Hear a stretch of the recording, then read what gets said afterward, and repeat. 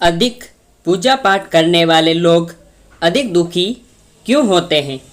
हमें मिलने वाले सुख या दुख का कारण भगवान नहीं अपितु हम ही हैं। हमारे कर्म ही है हमें सुख दुख देते हैं। कर्म सकाम व निष्काम होते हैं। सकाम कर्म यानी ऐसे कर्म जिनके बदले में हम कुछ भौतिक सुख सुविधाएं चाहते हैं। ऐसे कर्मों का फल सुख दुख के रूप में मिलता है।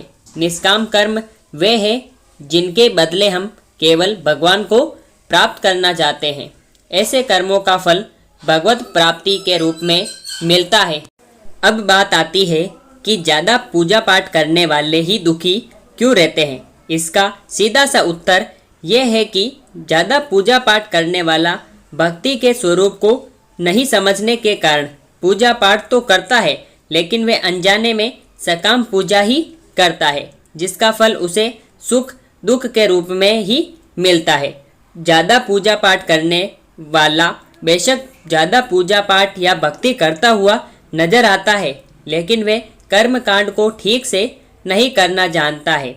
ऐसे में गलती पर गलती करता जाता है। बेशक वह कहता है कि वह कुआं खोदने की बात करता है, लेकिन असल में वह खाई ही खोद रहा होता है। वह ये तो कहता है कि वह बहुत सारी दुनिया भर की पूजा पाठ या मेहनत कर रहा है, लेकिन असल में तो वे अपनी मेहनत बेकार ही कर रहा होता है। बेशक ऐसा करने में उसका सारा परिश्रम निष्फल चला जाता है। तो एक बात तो ये हुई कि सकाम कर्मों का फल सुख या दुख के रूप में मिलता है। हो सकता है कि उसके पूर्व कर्मों की वजह से उसकी जिंदगी में दुख बहुत लिखे हों और पूजा पाठ से बेशक कम हुए हो, लेकिन फिर भी आप यही सोच रहे हो कि भगवान हमें इतनी पूजा पाठ के बाद भी दुख ही दे रहे हैं। और दूसरी बात यह है कि आप गलत तरीके से या बिना विधि विधान के जानने ही पूजा पाठ कर रहे हो। आप बेशक अत्यधिक पूजा पाठ कर रहे हो, लेकिन उनका प्रभाव उल्टा या निष्फल हो रहा है। लगता है यहाँ तक आपको सब समझ में आ गया होगा। अब एक पहलू और है पूजा पाठ करने वाले को ज़्यादा दुख मिलने के पीछे, और ये लागू होता है केवल उस पर जो सही मायने में भक्त है। ये पहलू ही विशेष है, इसलिए इसके लिए आप एक बार फिर से ये जान लीजिए कि भक्ति क्या है और भक्त कौन है। संध्या वंदन योग ध्यान तंत्र ज्ञान कर्म के जैसे ही भक्ति की भी मुक्ति का एक मार्ग है। भक्ति भी कई प्रकार की होती है। इसमें श्रवण भजन कीर्तन नाम जप स्मरण मंत्र जप पाद सेवन अर्चन वंदन दास्य संख्य पूजा आरती प्रार्थना सत्संग आदि शामिल है। इसे नवदा भक्ति कहते हैं। अब आपको बताता हूँ भगवत गीता में उल्लेखित 4 तरह के भक्तों के बारे में। पहले नवदा भक्ति क्या है यह पढ़ते हैं और इसे शॉर्टकट में समझते हैं। श्रवण कीर्तन विष्णु स्मरण पाद सेवनम अर्चन वंदनम दास्यम संख्य मात्वम निवेदनम। 1 श्रवण 2 कीर्तन 3 स्मरण 4 पाद सेवन 5 अर्चन 6 वंदन 7 दास्य 8 संख्य और 9 आत्मनिवेदन। अब बात करते हैं 4 प्रकार के भक्तों के बारे में। गीता में भगवान श्री कृष्ण कहते हैं चतुर्विद्या भजयन्ते मानम जनाम सुकर्ति नो अर्जुन आर्तो जिज्ञासुरार्थी ज्ञानी चे भरत शर्ब। अर्थात हे अर्जुन अर्थ जिज्ञासा अर्थार्थी और ज्ञानी ये 4 प्रकार के भक्त मेरा भजन किया करते हैं।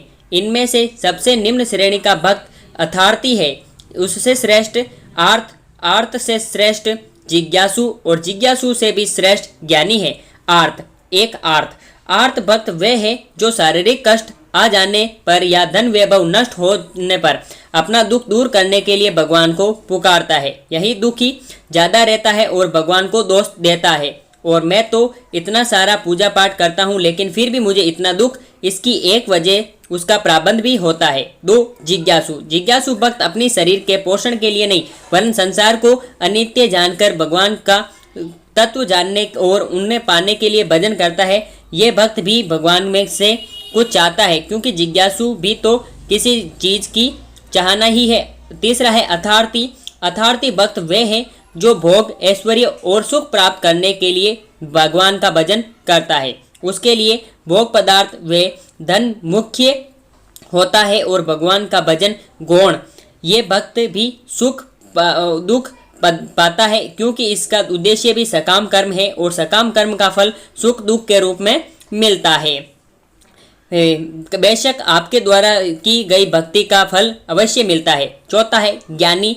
आर्थ, अथार्थी और जिज्ञासु तो सकाम भक्त हैं, परंतु ज्ञानी भक्त सदैव निष्काम होता है। ज्ञानी भक्त भगवान को छोड़कर और कुछ नहीं चाहता है, इसलिए भगवान ने ज्ञानी को अपनी आत्मा कहा है। और एक बात अच्छे से ध्यान रखिए, यही भक्त ही केवल शुद्ध भक्त की श्रेणी में आता है। ज्ञानी भक्त के योगक्षेम का वहन भगवान स्वयं करते हैं। इनमें से कौन सा भक्त है संसार में सर्वश्रेष्ठ? तेसाम ज्ञानी नित्य युक्त एक भक्ति विशिष्य प्रियो ही ज्ञानी नो अत्यंत्रमय सचमम प्रिय। अर्थात इनमें से जो परम ज्ञानी है और शुद्ध भक्ति में लगा रहता है वह सर्वश्रेष्ठ है, क्योंकि मैं उसे अत्यंत प्रिय हूँ और वह मुझे प्रिय है। इन चारों वर्गों में से जो भक्त ज्ञानी है और साथ ही भक्ति में लगा रहता है वह सर्वश्रेष्ठ है। और ऐसे भक्त के लिए ही भगवान ने कहा है कि अनन्या निश्चिंत्यो मान ये जना पर्युपास्ते तैसा नित्याभियुक्तानां योगक्षेम वहाम्ये हम। अर्थात भगवान श्री कृष्ण अर्जुन से कहते हैं, जहाँ अर्जुन का मतलब आप सब ही हैं जो जीवन के संग्राम के मध्य फंसे हुए हैं। हे अर्जुन, अनन्य भाव से मेरा चिंतन करते हुए जो भक्तजन मेरी उपासना करते हैं उन नित्य युक्त पुरुषों का योगक्षेम में वहन करता हूँ। यहाँ आदि पुरुष श्री शंकराचार्य जी का मत है कि अप्राप्त वस्तु को प्राप्त करना योग और प्राप्त वस्तु का रक्षण करना क्षेम कहलाता है। हमारे जीवन का संघर्ष भी तो प्राय दो भागों में विभाजित ही रहता है कि हमारी सारी भागदौड़ अप्राप्त की प्राप्ति के लिए ही होती रहती है और हम चिंतन करते हैं कि हम सब के रक्षण के लिए जो हमारे पास है। वस्तुत हमारा कोई भी कार्य तभी यशस्वी हो सकता है जब हम अनन्य शिस्त यंतो अर्थात संकल्प के विषय में निरंतर सोचते रहते रहें। हमारा चिंतन पल भर को ही भी बाधित न हो। पर्युपासन यानी परि बराबर इच्छा, तरह एवं उपासन यानी सर्वस्व समर्पण अर्थात एक निश्चित लक्ष्य के लिए हर संभव प्रयास और नित्य युक्ता अर्थात आत्मसंयम। इस तरह जब संकल्प का सात्यत्व, सर्वस्व समर्पण और आत्मसंयम ये तीन कुंजियां हमारे हाथ लगती है तो भाग्य का ताला स्वयं ही खुल जाता है। अर्थात योगक्षेम का भार स्वयं भगवान वहन किया करते हैं। यही शाश्वत सत्य है। अब इसको बिल्कुल सरल भाषा में समझ लीजिए। एक लाइन है, भगवान कहते हैं कि जो परम ज्ञानी भक्त हैं और जो अनन्य भाव से मेरी उपासना करते हैं उनकी जो ज़रूरतें हैं वे सब वो अपने आप पूरी करते हैं और जो आपके पास है उसकी रक्षा का भार भी स्वयं भगवान अपने कंधों पर ले लेते हैं। ये ठीक उसी तरह है जैसे एक छोटे बच्चे के खान पान, रहन सहन आदि की सारी जिम्मेदारी माता अपने सिर पर ले लेती है। बच्चे को इस विषय में चिंता करने की जरूरत नहीं होती है, माता इस विषय में स्वयं चिंता करती है। अगर हम ऐसे अनन्य भक्त बन जाते हैं तब आप ये नहीं कह सकेंगे कि हम तो इतनी सारी पूजा पाठ करते हैं फिर भी इतने दुखी क्यों हैं। एक बात और भी है, कई बार भक्त पर भगवान की विशेष कृपा होती है जिसके फलस्वरूप भगवान प्रयास करते हैं कि आपके प्रारब्ध का फल इसी जन्म में या फिर एक ही बार में कट जाए। ऐसे में वे आपसे ज़्यादा पूजा पाठ भी करवा सकते हैं, क्योंकि फल तो कर्म करने से ही मिलेगा। ऐसे में आपको इसे दूसरे दृष्टिकोण से समझना होगा।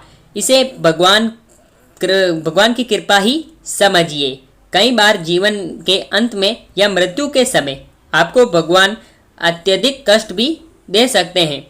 असल में वो कष्ट तो आपके कर्मों के ही होते हैं, लेकिन उन कष्टों को भगवान इस तरह से व्यवस्थित कर देते हैं कि अंत समय कष्टों की वजह से केवल भगवान का नाम ही याद रहे, ना कि किसी सगे संबंधी या भौतिक विषय वस्तु का।